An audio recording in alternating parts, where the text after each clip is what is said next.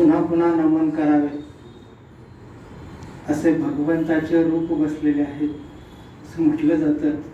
गुरुर् ब्रह्मा गुरुर्विष्णू गुरुर्देव महेश्वरा गुरुर साक्षात परब्रह्म तस्मै श्री गुरुवे नमः. असं तिन्ही खंडातला आकाश पाताळ त्याच्यातले जे भगवंत आहेत स्वर्ग ते या ठिकाणी उपस्थित त्याचं रूप आपल्याला मानलं जातं.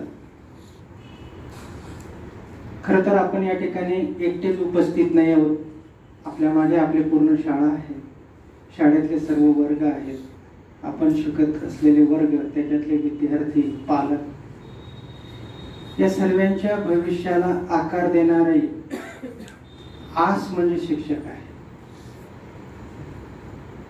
आणि हाच शिक्षक जर 9:45ची वेळ असेल आणि 11 वाजता जर सेशन सुरू होत असेल आणि त्याचा रिपोर्ट जर राज्यावर जात असेल तर मला असं वाटतं ज्या शाळेमध्ये बघणारच कोणी नाहीये तिथं आपण किती वाजता पोहोचत असाल.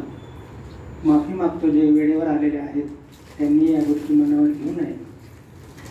पण जे लेट आलेले असतील 11 पर्यंत जर आपण सेशन सुरू करत असू आणि जिल्ह्याची लावला त्यांना डायरेक्ट 4थी मध्ये ऍडमिशन घेतलं होतं.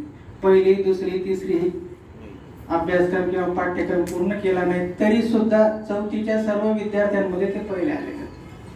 तो नर्सरीला गेला नाही, ज्युनियर केजी नाही, सिनियर नाही, पहिली नाही, दुसरी नाही, तिसरी नाही, डायरेक्ट 4थीला.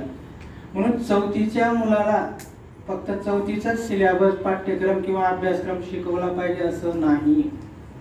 किंबहुना अलीकडे जो शोध लागला असेल, आजच मी लोकमतला वाचलं, युरिन पासून ऊर्जा निर्मितीचा एक कात्रण आलेला आहे. त्याचं पेटंट त्यांनी घेतलेलं आहे. त्याच्यापासून हायड्रोजन तयार करणार आहेत आणि त्या हायड्रोजन पासून एनर्जी तयार होणार आहे.